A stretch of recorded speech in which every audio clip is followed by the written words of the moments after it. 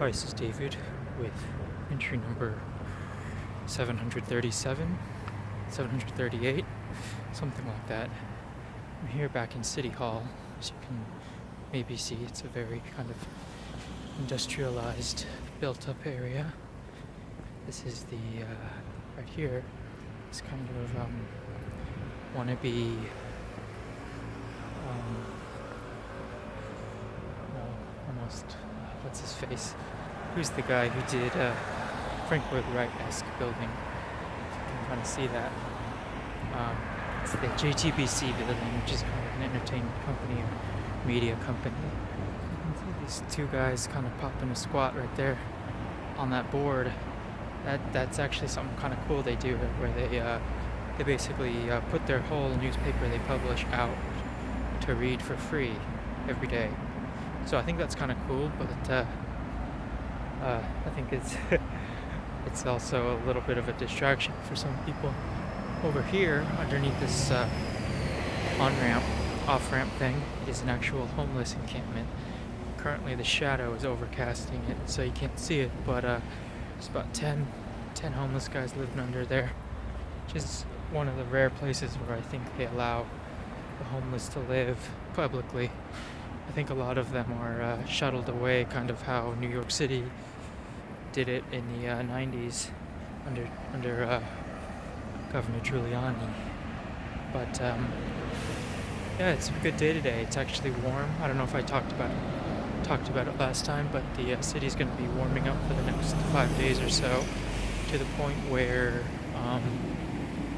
like tomorrow it's going to be in the 50s, and then by midweek next week it'll be back down into the 30s, which kind of sucks, but you can't win them all. Anyway, it was this morning I spent about an hour helping my folks kind of put together their new TV, which happened to be a smart TV, quote unquote, which means it has kind of like applications built into it, and you kind of get a real feel of how there's like a true disconnect between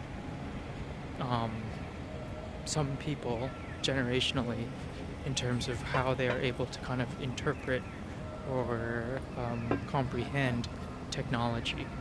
I think for a lot of people that are younger, that kind of grew up with it, it was just kind of a part of their lives. But what I would like to see is some research into very low income areas, and seeing how quickly assimilation occurs in areas where the televisions and computers and cell phones and smartphones were not a part of their everyday life. For example, the Congo. You take some children from there, and you take some old people from there, and you give them technology, and you see how quickly each can adapt to it. I think it's a very odd thing, because that would kind of weed out whether or not it is kind of a living in an abundant society kind of thing, or is it an age thing, or is it both? It could very easily be both. Yeah, and I suspect it is something to deal with both factors. Something like manually punching in information into a ABC keyboard is strange, because I think for me personally, I know I could do it in very, very little time. But for my mom, she was really struggling with not figuring it out, but actually just doing it quickly. I know that's probably a skill she's probably done literally a handful of times in her whole life. But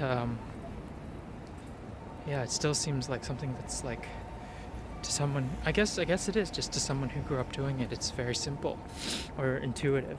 Like they make these systems on purpose so that you can figure them out really without reading instructions. And it's just an interesting component, I guess, of life and kind of generational gaps and stuff. Like I talked to them and I was saying how like I'd be very interested in seeing how people who were raised in the 1800s fared against something like a typewriter. Was that so complicated? Was that their version of a computer? And I know that there's like plenty of people who are older and kind of who kept up in like computers and stuff, how they can very easily figure these things out. But I think for the majority of people over 60, maybe over 50, doing anything kind of like technological is very challenging for various reasons. Um, yeah, but other than that, I'm a day closer to going to Singapore. I think that's how I'm going to look at things. It's currently Wednesday, I think. And yeah, so I got about 2 weeks left, which I'm very happy about. I went to go get some shirts today at a store called Uniqlo, which is very popular in Asia. It's a Japanese store. And I realized that I don't need any shirts. So I just was in there for like half an hour looking at shirts, and I was like, wait a second, I don't even need any shirts. So I just rolled out. I'm on my way back home. And I got a bingsu, which is, like I've said before, is my favorite Korean food. And other than that, everything's good. For the longest time, for pretty much 10 months, not 11 months, I've lived here. I was so kind of scared to go to get bingsu alone, because it is a public thing, and kind of Korea kind of shuns doing things alone. But like in the last month and a half, I've been getting bingsu whenever I feel like it. And guess what? My life has not been adversely affected. It's perfectly fine. It's pretty much the same as it ever was. And so like I'm finally kind of just going, you know what? F it. If I want to do something, F it. I'm gonna do it. It's just kind of adopting a new philosophy. We'll see how long it lasts. I figure that I could probably go for about a few months in Singapore like that before I could go crazy. Check this out. Look at this styrofoam container. Look at this. Look how tall it is. Look. It's tall. It's huge. It's tall. It's much taller than me. I know the perspective is wrong, but that wall is about. It's where it's sitting at the peak right there. Is about 12 feet off the ground.